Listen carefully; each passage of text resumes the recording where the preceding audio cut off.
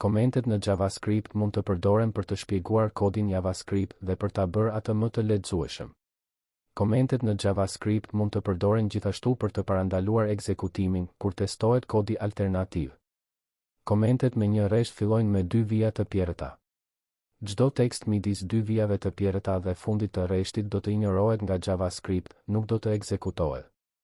Ky shembull përdor një koment me një rresht para çdo rreshti kodi.